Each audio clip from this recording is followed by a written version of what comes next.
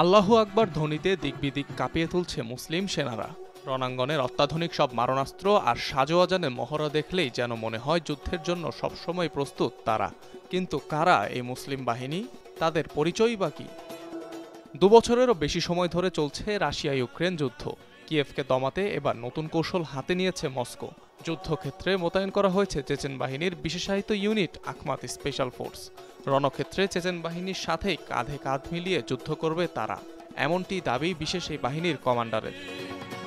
বিশেষ অভিযানের একদম শুরু থেকেই ফ্রন্ট লাইনে আছে আখমাত বাহিনীর সদস্যরা।